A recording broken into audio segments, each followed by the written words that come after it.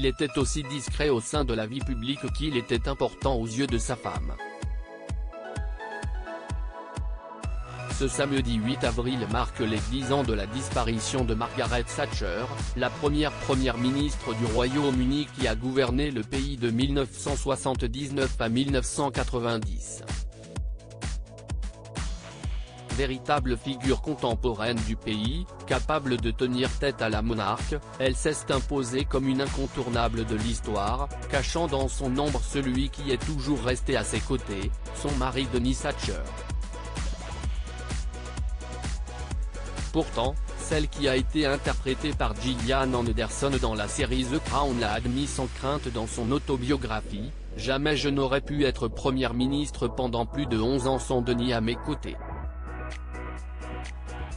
Après son engagement dans l'armée britannique pendant la Seconde Guerre mondiale et un premier mariage malheureux, Denis Thatcher a repris l'usine de peinture de son père pour la faire fructifier avant de rencontrer Margaret Roberts en 1949 lors d'une réception. Si le coup de foudre entre les deux n'a pas été immédiat, la première ministre qualifiant alors son futur époux de créature pas très attirante, très réservée, mais assez gentille, le couple a fini par s'unir et se marier en 1951 avant de donner naissance à 2 enfants, Mark et Carol, des jumeaux nés en 1953. Denis Thatcher, un mari dévoué, discret et agréable avec la presse très vite, l'homme comprend que sa femme est promise à un grand avenir. Payant les études de droit de Margaret Thatcher, il a été le roc de la Dame de Fer, de son propre aveu.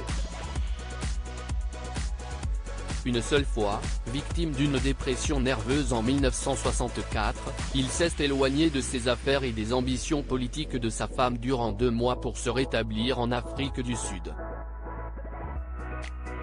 Alors que ce passage à vide aurait pu fragiliser le couple, il l'a au contraire ressoudé, et après ça, Denis Thatcher n'a plus jamais manqué d'être présent pour sa compagne.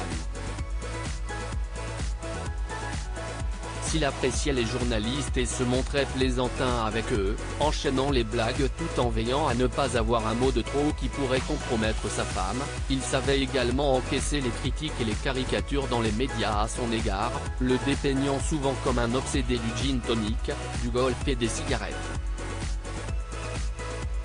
Sans jamais avoir un mot au-dessus de l'autre, il ne s'est jamais exprimé pour dire du mal, même à l'encontre des ennemis politiques de sa femme, pour lesquels il avait une aversion.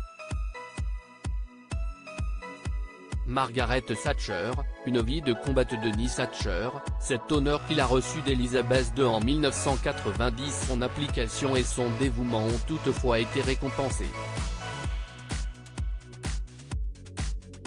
En 1990, la reine Elisabeth II, malgré sa relation orageuse avec la première ministre, lui fait l'honneur de lui accorder une baronnie en lui donnant le titre de Sir Denis Thatcher, premier baronnet de Scotenay dans le comté de Kent, le premier et seul titre de baronnet accordé par la reine depuis 1964 et l'un des 3 seuls titres héréditaires encore en vigueur attribués en dehors de la famille royale britannique depuis 1965. Ce jour-là, Denis Thatcher, fidèle à son habitude, a déclaré devant les caméras après avoir reçu les honneurs, « Merci. Mais plus important que cela, je viens d'être élu membre du club de golf de Sunningdale. » En 2003, après 51 ans de mariage avec son épouse, Denis est admis à l'hôpital à la suite d'un essoufflement. Il est alors opéré d'un pontage cardiaque. Mais 6 mois plus tard, les médecins lui ont décelé un cancer du pancréas en phase terminale. Il s'est éteint le 26 juin de cette année-là. Le New York Times a alors salué un mari inébranlable, qui a assumé son rôle de second violon avec aplomb et humour. 10 ans plus tard, Margaret Thatcher a rendu à son tour son dernier souffle le 8 avril.